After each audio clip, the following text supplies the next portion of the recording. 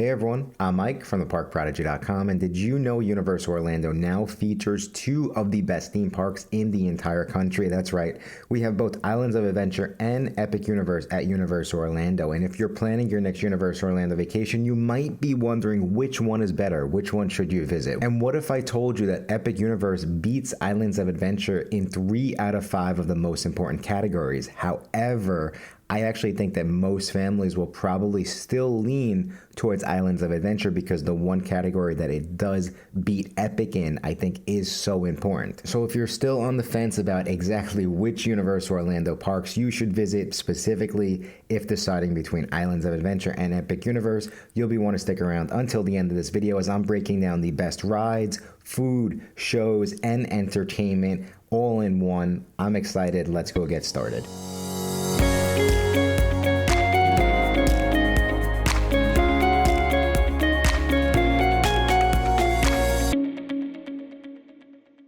Thank you all so much for checking out this video. Like I said, I'm about to break down which park you should visit between Universal Orlando's Islands of Adventure versus Epic Universe. And of course, these are not the only two parks at Universal Orlando. However, I would say at this point in time, these are going to be the most popular of the Universal Orlando theme parks, and that's why we're creating this video. And we're going to jump right in, and of course, we're going to start what I think is what's most important for most families. And I'm starting this video off with the most important thing, and that is going to be the rides and the attractions, right? You'll see when it comes to both of these theme parks, it really is sort of a quantity versus a quality type of situation. And when it comes to the rides, Islands of Adventure pretty much brings its long history and a variety of different attractions for all different, ages, right? Where Epic Universe really brings that next generation of technology and innovation.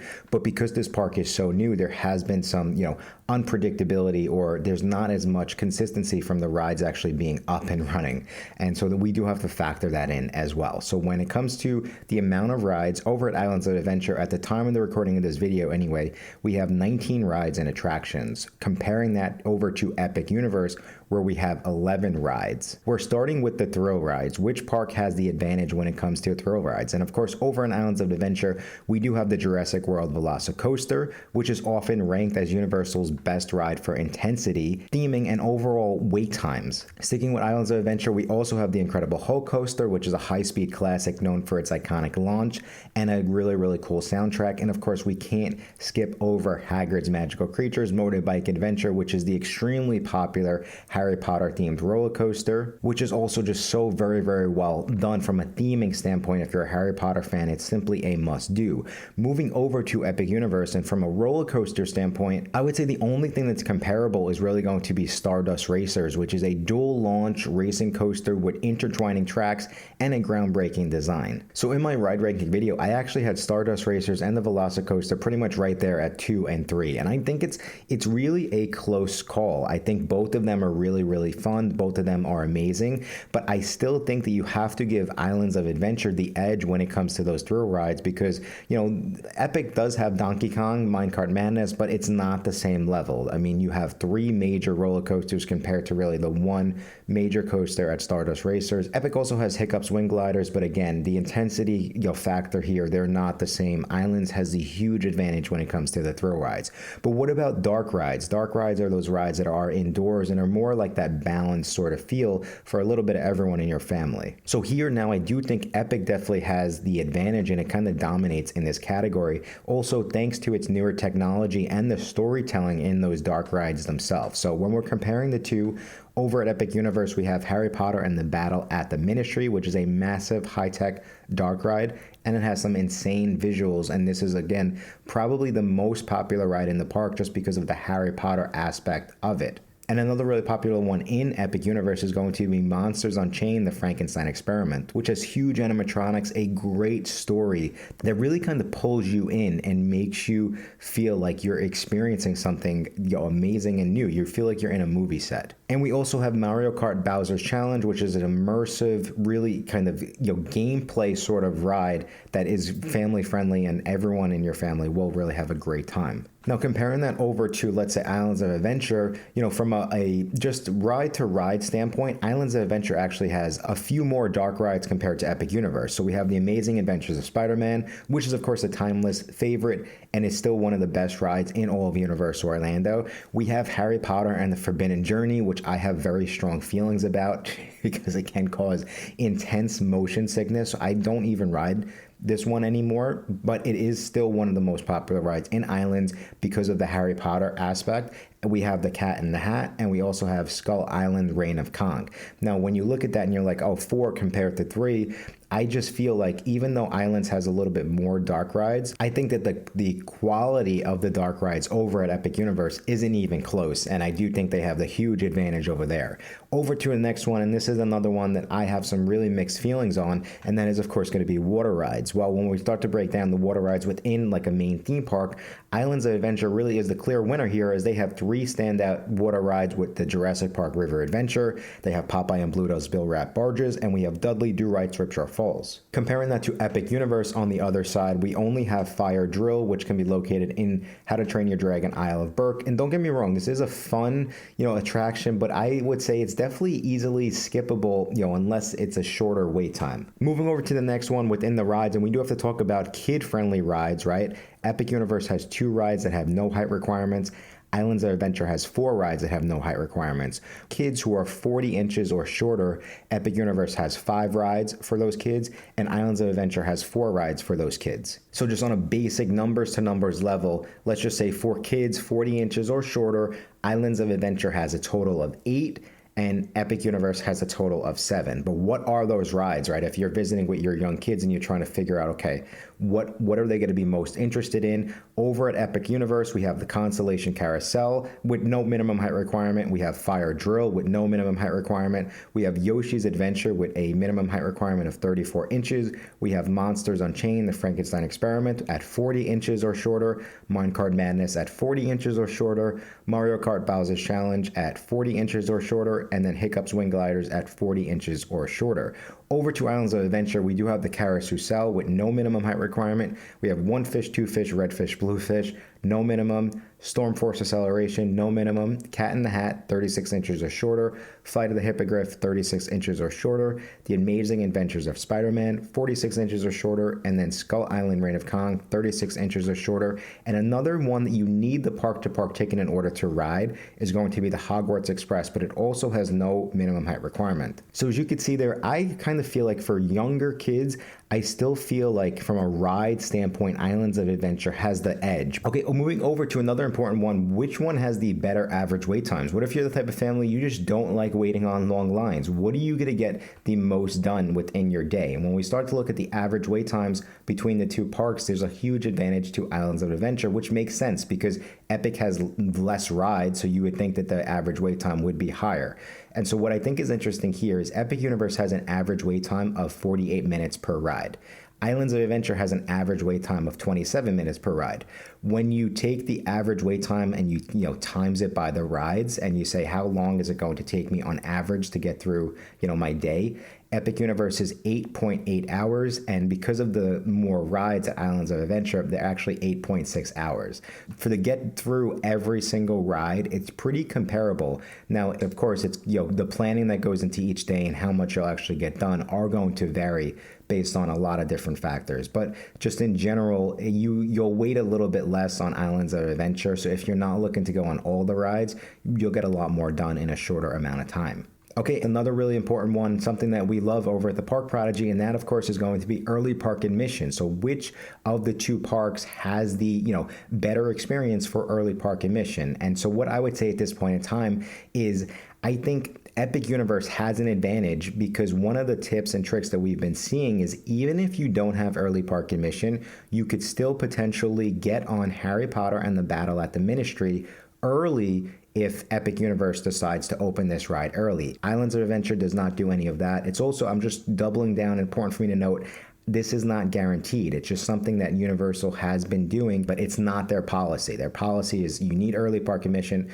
to go on the early park admission rides. Harry Potter and the Battle at the Ministry is not part of early park admission. So now let's get to early park admission. When we break down kind of what you can get done within your extra hour over at Islands of Adventure, if you follow my strategies anyway, you're typically able to get on Hagrid's Magical Creatures Motorbike Adventure, the Jurassic World Velocicoaster, and Harry Potter and the Forbidden Journey. I would say you're probably going to get on those 3 rides within the first hour to hour and a half. When we go over to Epic Universe, just breaking down the rides that are open for early park admission, I would say you're probably going to get onto Curse of the Werewolf, Monsters Unchained, and Stardust Racers within the first hour and a half. So it's similar. It's kind of a tie. I would say though, over at Islands of Adventure, those 3 rides that you're getting through are really, they have the highest average wait times. But when you compare it over to Epic Universe, the 3 rides that I'm recommending give you the best chance to get on as many rides as possible, but later in the day, they might not have the highest average wait time of the park. So I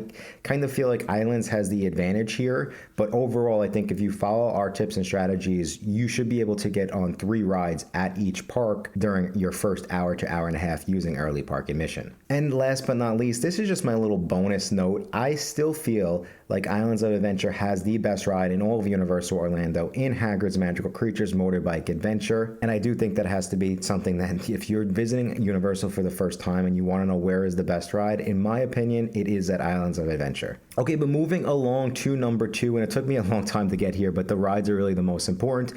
What is the bigger differences when it comes to theming and immersion, right? Which park does it better to make you feel like you're actually leaving Orlando and entering a whole new world? So the biggest difference between the 2 parks comes down to the design philosophy and the atmosphere. So Islands of Adventure just has a different layout. It's built around the central lagoon connecting themed islands, right, quote unquote, where we have Marvel, Superhero Island, Toon Lagoon, Hogsmeade Village, which is Harry Potter, the Jurassic Park section, and then right now we have Seuss Landing and the Port of Entry. The Lost Continent is going to be going down for a major sort of re-theming as of 2026. So it's going to be fun to see what they do with that land. So the biggest highlights here are definitely going to be the Wizarding World of Harry Potter, Hogsmeade, which is still one of the most, well done lands in all of Universal Orlando.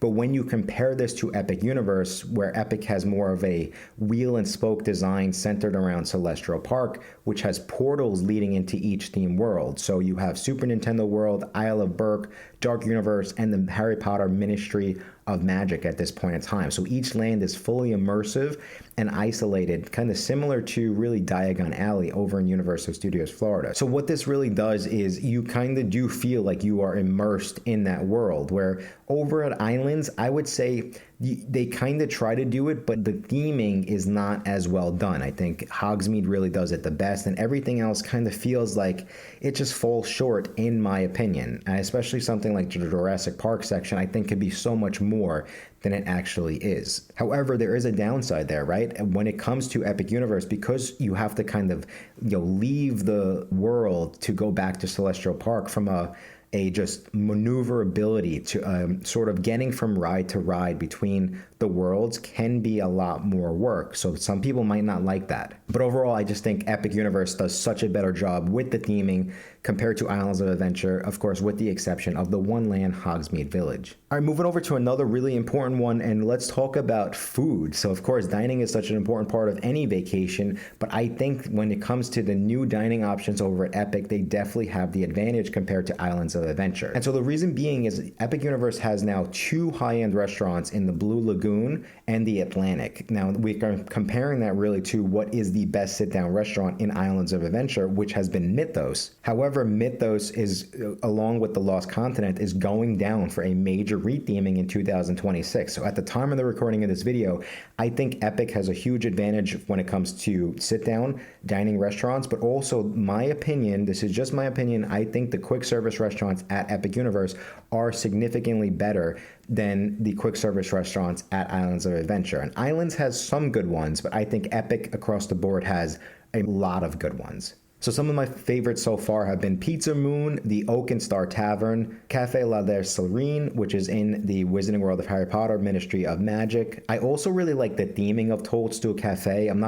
Wouldn't say it's better than any of the Islands of Adventure food, but the theming is really cool. And then I love Das Steakhouse and of course the Burning Blade Taverns for some really fun snacks. When you compare this over to Islands of Adventure, I would say some of the really good ones are going to be, of course, Thunder Falls Terrace. We also have the Kebab House, we have Fire Eater's Grill, but there's not that much seating around those two restaurants, which I think is a huge downside. But I also do love the Three Broomsticks, which is within Hogsmeade Village. And one of the advantages I do think that Islands of Adventure has at this point in time is around Christmas time, they have a really fun breakfast, which is your breakfast with the Grinch.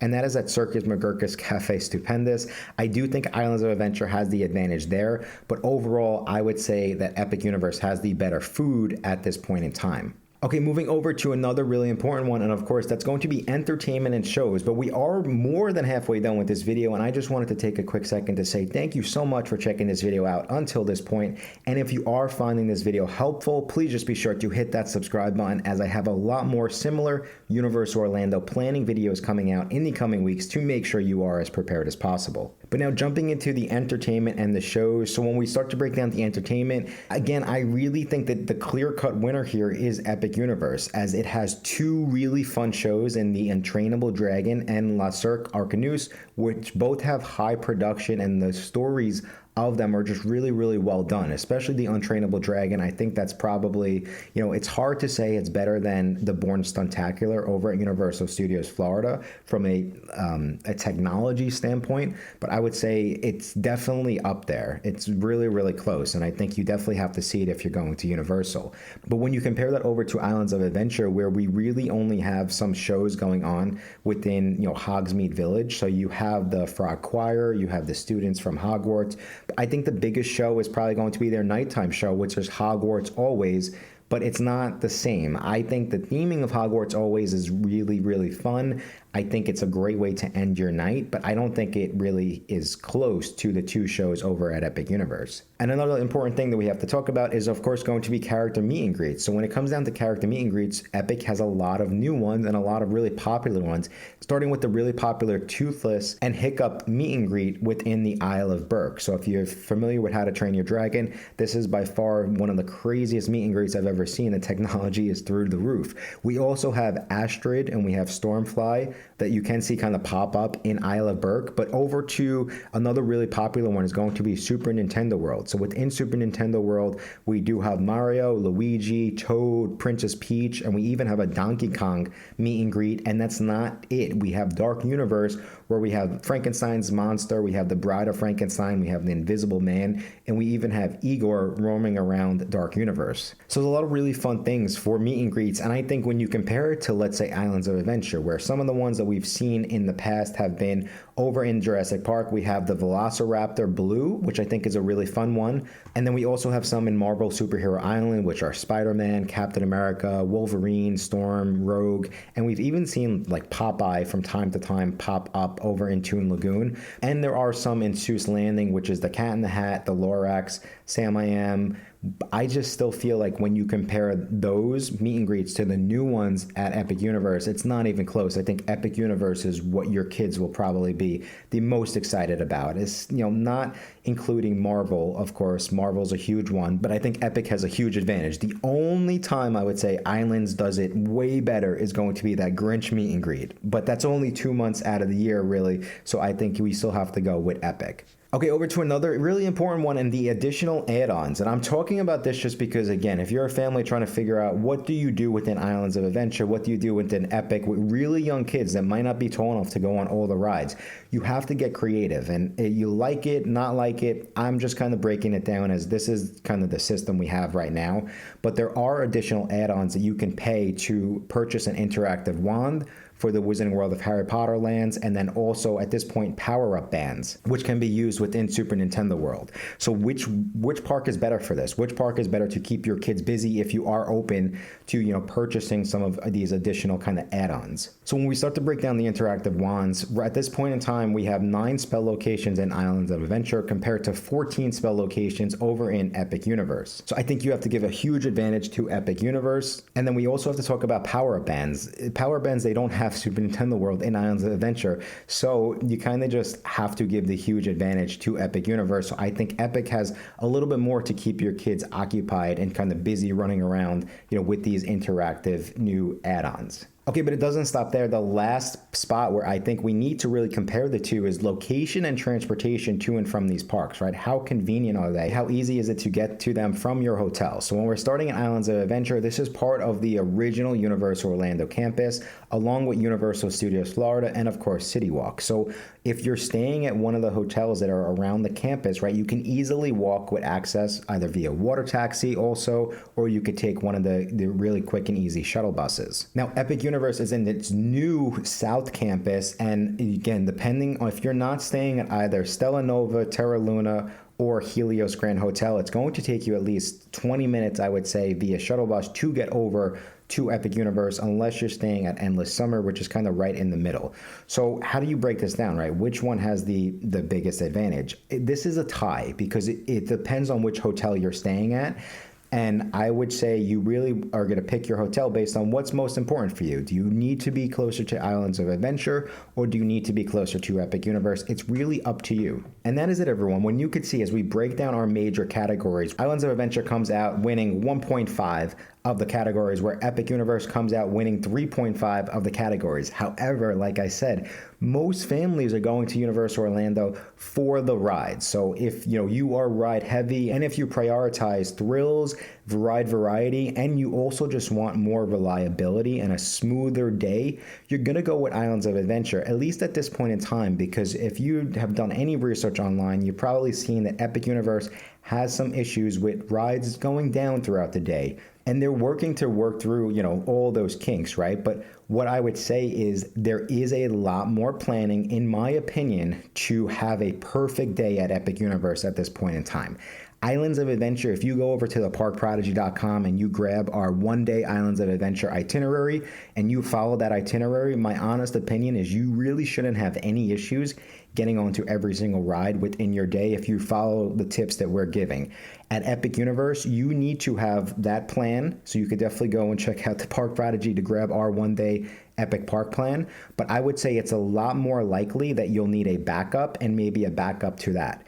And when you start to look at, right, where we're talking about immersive, looking past the rides and talking about entertainment, the power-up bands, the wands, when you start to look at that, I feel like there's just a lot that you can do within Epic Universe past rides. And so if that's more important for you, then you really might lean towards Epic and over Islands of Adventure, because it's just a more well-rounded experience, in my opinion. But that is pretty much it, everyone. That is kind of how I would break down and look at, deciding which park should you visit, Islands of Adventure versus Epic Universe. I really hope that you found this video helpful. And like I said, if you are in the process of planning that Universal Orlando vacation, just be sure to go check out our website, theparkprodigy.com. And as a thank you for sticking around all the way till the end of this video, I do have a special promo code you can go use on our website to save an extra $50 off your next Universal Orlando vacation.